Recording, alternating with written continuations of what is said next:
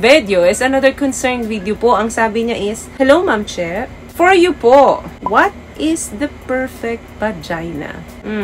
Medyo mahirap tong tanong mo, no? Okay, para sa akin, lahat po ng vagina ay perfect. Bakit? Dahil ito ay may iba-ibang karakteristik.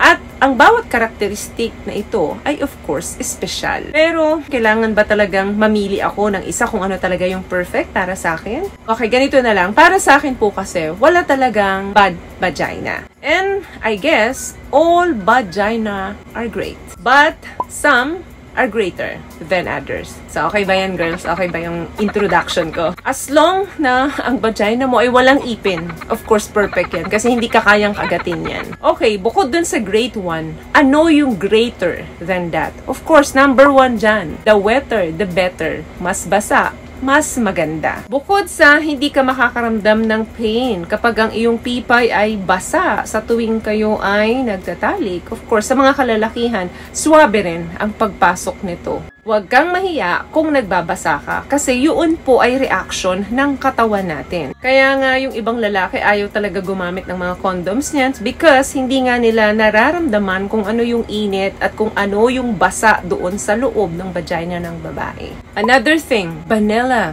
cookies, flower. Yan yung mga amoy na ini-expect nyo at sa tingin nyo perfect na maaamoy nyo sa aming mga babae kapag hinain na namin ang aming sa inyo. But of course, honestly, hindi po talaga mabango ang ari ng babae. Pero hindi rin po ito mabako. But of course, kapag ipapatikim ninyo yan sa mga partner ninyo, perfect para sa kanila ang mabangong amoy. Para mas mag-enjoy sila at mag-enjoy ka rin. I highly recommend this product. Ito po ay para sa pambabae. Itong pink at ito naman pong blue ay para sa panglalaki. Bakit? Dahil ito pong produktong ito ay merong mild formulation, merong whitening complex, moisturizing, and nami-maintain ang pH balance natin, anti-irritation and antibacterial. Hindi po strong ang amoy niya, pero naglalas yung pakiramdam na fresh ka dahil doon sa cooling sensation niya. Ilalagay ko po dyan sa description box kung saan ninyo ito pwedeng mabili. This is only 198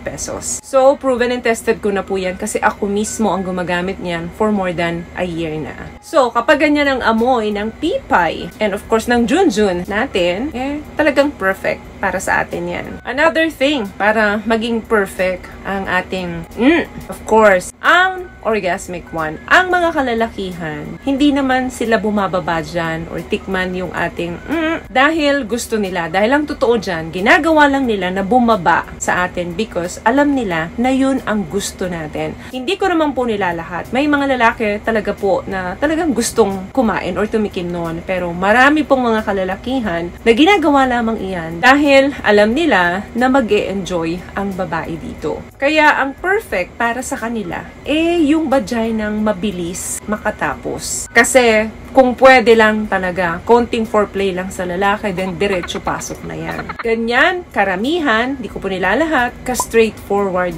ang mga kalalakihan. So, kung madali mong ma-reach ang orgasm mo sa pamamagitan ng pagpasok niya sa'yo, of course, ang tawag sa'yo ng lalaki ay keeper, perfect type of vagina. But sad to say, hindi po talaga ganun ang nangyayari dahil marami pong kababaihan ang hindi nakakatapos through penetration. What I love about this product, itong No More Dark Secret ng K-Skin, bukod sa may advanced whitening na siya na kung saan pwede niyang matulungan na pumuti yung mga singit-singit mo, moisturizing, meron siyang anti-irritation, antibacterial, maintain healthy pH level. Hindi lang pambabae, meron din po tayong pang-lalaki. Another thing, forest part. Bakit forest? Kasi matalahib, masukal, madamo.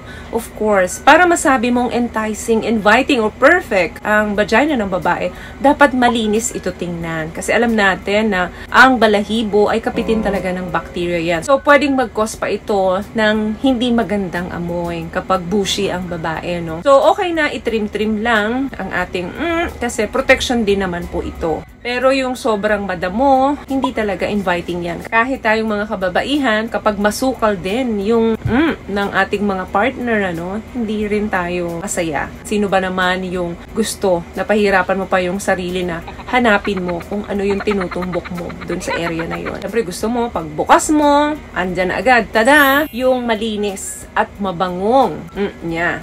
Another thing, ito, gustong-gusto ng mga kalalakihan to. So tight. Lalo na kapag pinasok ito sa'yo. Karamdaman talaga ng mga kalalakihan yung sikip nung vagina ng babae. Seriously, yan yung best part of sex na gusto talaga ng mga kalalakihan. Last one, yung tipong strong enough para sakalin si Junjun. Anong ibig kong sabihin dito? Perfect vagina is like a perfect handshake. Yung tipong pag nag-shake hand kayo, di ba yung grip, sobrang tight yan? Very solid yung handshake na ginagawa mo. Paano mo ma-achieve to? Kegel exercise is the best exercise para magawa mo to. Ano to? Yung parang pagpigil ng ihi. Then, 8 to 10 seconds, then release, then ganun uli. Pigil uli, then release. Pero wag mo gagawin to nung naiihi ka talaga. So, make sure empty yung iyong panto. Wala nang sasarap pa sa pakiramdam ng lalaki kapag kayang-kaya ng babae na kontrolin sa pamamagitan lamang ng muscle niya. Yung tipong pagpasok ni Junjun doon, pinipigilan itong lumabas to the point na nasasakal si Junjun dito. So, again, iba-iba po ang itsura